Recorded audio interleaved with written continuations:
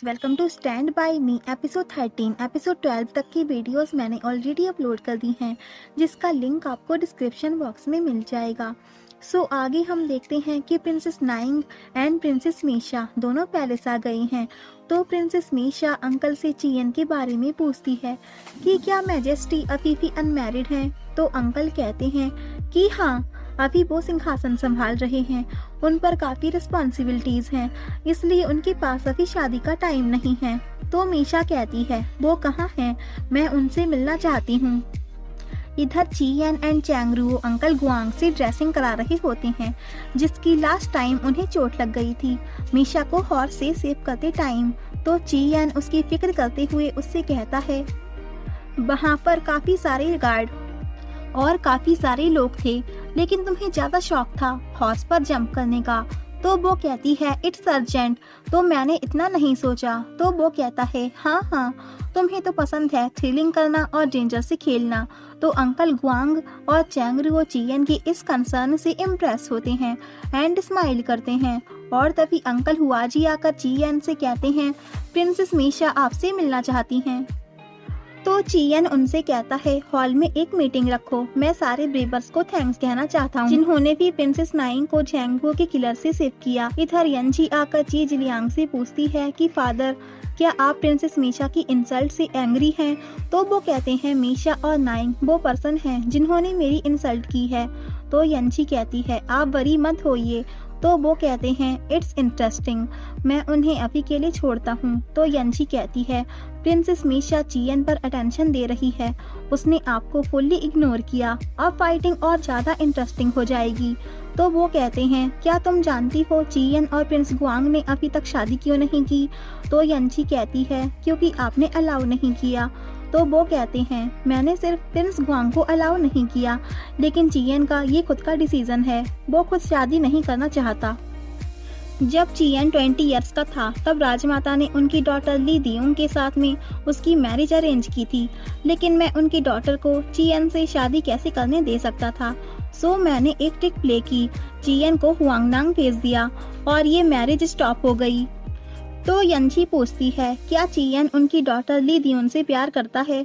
तो वो कहते हैं कि वो तो एक कैपेबल वाइफ का वेट कर रहा है, ली दियोन उसकी वाइफ बन सकती है, प्रिंसेस मीशा भी उसकी वाइफ बन सकती है, और क्या तुम उसकी वाइफ नहीं बन सकती। तो यंजी शॉक हो जाती है और ची जिलियांग हमेशा की तरह जोर जोर से हंसने लगता है।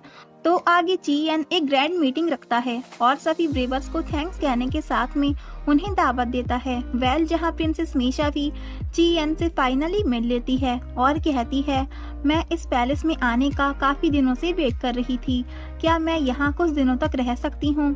तो चियन कहता है तुमने और तुम्हारी आर्मीज ने मेरी आंटी को सेव किया, उनका ख्याल रखा, तो तुम यहाँ कुछ दिन तक रह सकती हो।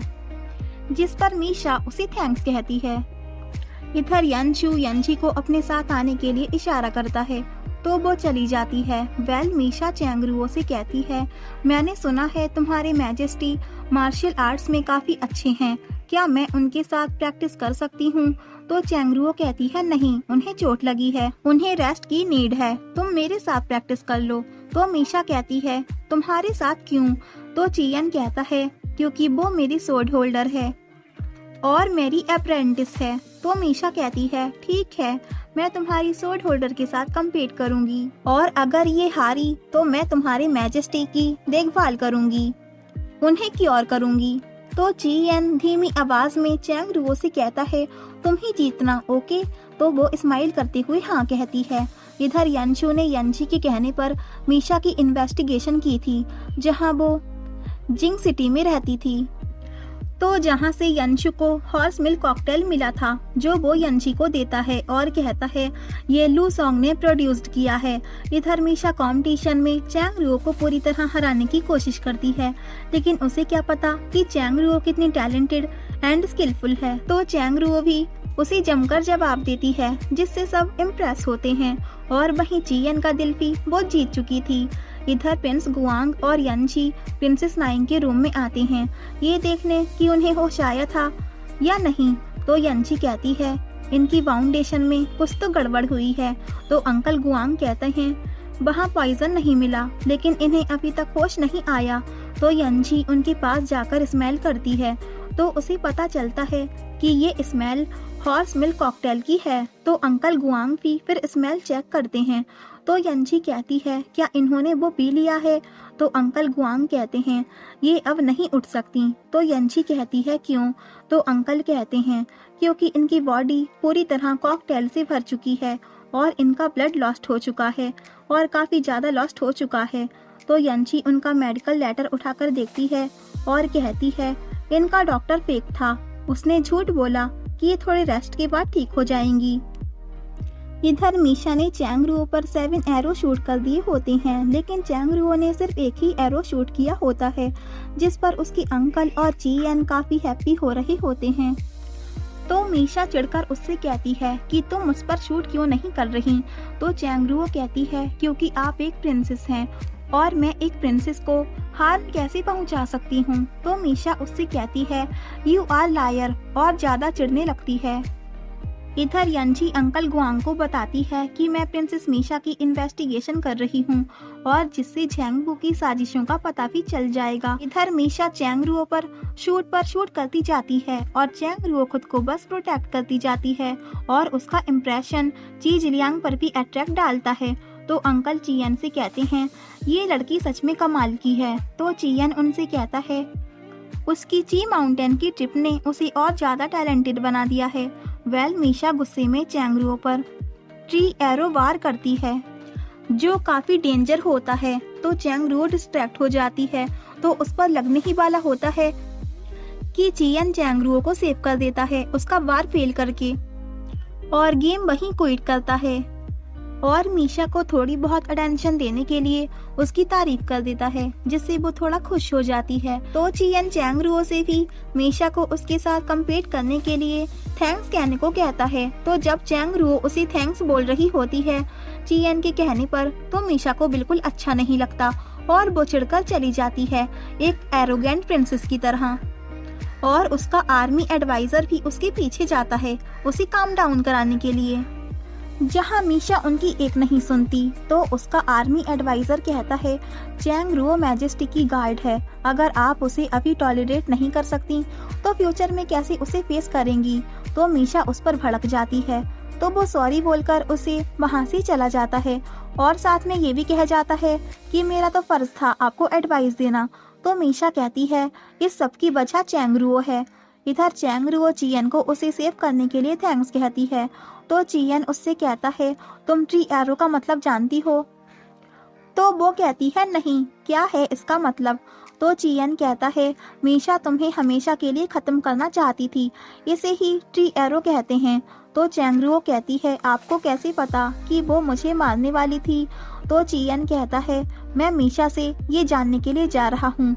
तो वो भी उसके साथ जा ही रही होती है, लेकिन वो उसे मना कर देता है कि तुम यहीं रुको, मैं अकेला जाऊंगा, और वो चला जाता है। तो चैंग-रुओ कहती है, ऐसी क्या मिस्ट्री है जो वो मुझे नहीं लेके गए? कि तभी यंचू आकर उससे कहता है कि तुम्हें लॉर्ड मैजेस्टी ने अभी बुलाया है। तो वो वहाँ चली जाती है। तो लॉर्ड मैजेस्टी चैंग-रुओ से कहते हैं, तुम्हारी मार्शल आर्ट्स काफी इम्प्रूव हो रही है, चैंग-शी ने तुम्हें काफी अच्छे से ट्रीट किया है। तो वो कहती है, मैं समझी नहीं, आप क्या कहना चाह रहे हैं? तो वो उस पर फ्लावर स्लीव शूट करना स्टार्ट कर देते हैं, जिससे अगेन वो पार हो जाती है। तो लॉर्ड मैजेस्टी उसके लिए क्लैपिंग करते हैं और कहते हैं, तुम तो सच में काफी होनहार हो, इसमें कोई शक नहीं। लेकिन मीशा ने भी ट्रेनिंग रियल मास्टर से ली है, उसका कुंग फू नेचुरली तुमसे बेटर है। अगर तुम्हें दोबारा उसे फेस करने का चांस मिले तो तुम आज की तरह केयरलेस नहीं बन सकती, जैसे तुम ट्री एरो शूट में हो गई थी। अब तुम वापस जा सकती हो। तो वो वापस जाते वक्त मीशा और चियन की बातें सुनने के लिए हाइड होकर वहीं खड़ी हो जाती है, जहां चियन मीशा से कहता है, मैं यहाँ तुमसे कुछ पूछने आया हूँ, तुम्हें ट्री एरो शूट करना किसने सिखाया? तो वो कहती है, मेरे एडवाइजर ने। तो चियन कहता है, उसका क्या पर्पस है? तो वो कहती है, आप गैस करो। तो वो कहता है, मैं गैस नहीं कर रहा, तुम सीधे सीधे मुझे बताओ। तो वो कहती है, मेरी स्किल आपकी सोल होल्डर से ज्यादा अच्छी है। तो चियन उसे जवाब देने ही वाला होता है कि तभी उसकी नजर नीचे चैंग-रुओ पर पड़ जाती है। तो चियन चैंगरुओ को टीज करने के लिए मीशा से कहता है कि तुम मेरी सोर्ड होल्डर से ज्यादा अच्छी हो। तो चैंगरुओ अपसेट हो जाती है कि तभी चियन उसे भी जवाब दे देता है, मतलब कि वो मीशा से कहता है तुम फ्यूचर में मेरी सोर्ड होल्डर से इंफीरियर ही निकलोगी। तो चैंगरुओ ये सुनकर खुश हो जाती है। तो मीशा कहती है उसके पास इतनी पावर नहीं है जितनी मेरे पास है, वो अकेली है और मेरे पास 80,000 एलाइट सोल्जर्स हैं, और अपनी हवाइयाँ हाँकने लगती है। तो चियन कहता है तो तुम मुझे धमका रही हो। तो वो कहती है बिल्कुल नहीं, मैं तो अपनी प्रतिभा दिखा रही हूँ। तो चियन उससे पूछता है तो तुम क्या करना चाहती हो। तो वो कहती है ड्रेसिंग की पूरी फोर्स। मैं चाहती हूँ कि आप मुझसे शादी करें। जब आपकी और हमारी फोर्स मिल जाएगी तो हमारे पास सबसे ज़्यादा पावर होगी। इधर चैंगरुओ को बुरा लगता है कि ये कितनी शेमलेस है, मैजेस्टी कभी एग्री नहीं होंगे, लेकिन चियन उसके साथ ट्रिक प्ले करता है और वो मीशा को उससे शादी करने के लिए हाँ बोल देता है और कहता है उससे पहले मैं तुम्हारी आर्मी एडवाइजर से मिलना चाहता हूँ। तो मीशा भी खुशी में एग्री हो जाती है और चैंगरुओ को बुरा लगता है। तो चियन उससे कहता है अब तुम जाकर रेस्ट करो, और नीचे चैंगरुओ को अपसेट होते देखकर वो नीचे आ जाता है और उससे कहता है बाहर आओ, तुम मुझे छुपकर क्यों देख रही थी। तो वो एक्सक्यूज बनाने लगती है कि मैं आपकी सोर्ड होल्डर हूँ, मेरी ड्यूटी है आपकी शैडो बनना एंड वगैरह वगैरह। और चियन से पूछती है क्या आप सच में प्रिंसेस मीशा से शादी करेंगे। तो वो उसे जवाब देना बेवकूफ़ी समझता है और उसे इंटरप्ट करके उसी से पूछता है तुम्हारे हाथ में ये फ्लास्क कैसा है। तो वो उसे बता देती है कि कैसे उसे चीज लियांग ने बुलाया था और उससे क्या कहा। तो चियन कहता है चलो मेरे साथ। इधर चीज लियांग यंशी से कहता है मैंने एक्सपेक्ट नहीं किया था कि चैंगरुओ 3 महीने में इतनी ज़्यादा प्रोग्रेसिव हो जाएगी। क्या तुम्हें उससे डर नहीं लगता कि कहीं वो तुम्हें चियन की साइड से हमेशा के लिए दूर ना कर दे। तुम बस अपने एनिमी को मार सकती हो, लेकिन वो काफी स्ट्रांग बन गई है। तुम समझ गई कि तुम्हें क्या करना है। तो वो कहती है हाँ।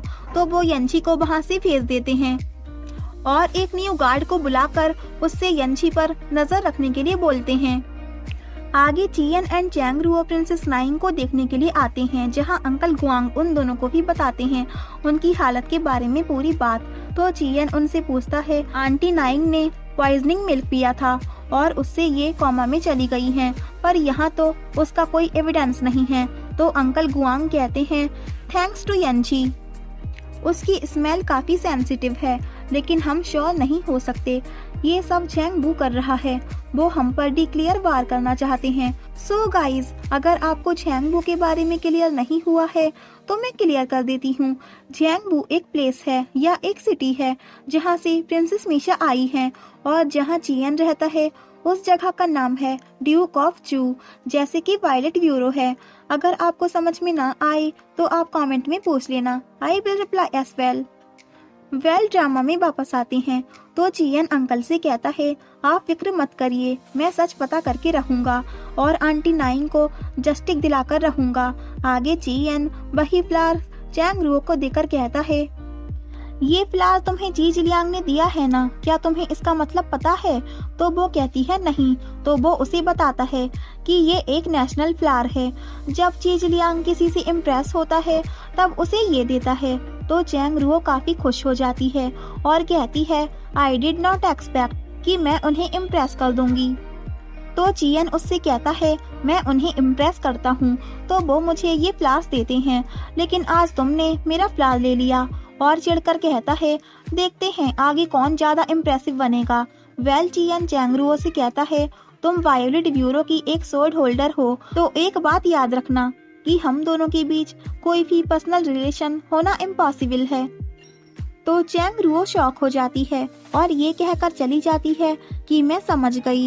इधर बाहर से अंकल ने भी उन दोनों की बातें सुन ली थी। तो वो चैंगरुओ से कहते हैं मैंने सुना है प्रिंसेस मीशा मैजेस्टी से शादी करना चाहती है। तो वो कहती है हाँ। तो अंकल गुआंग उससे कहते हैं क्या तुम्हें भी पता है ये। तो वो कहती है ऑफ कोर्स। तो अंकल कहते हैं क्या तुम्हें चिंता नहीं है। तो वो उनसे कहती है मैंने आपसे कहा था कि मेरी और मैजेस्टी के बीच कुछ भी नहीं है।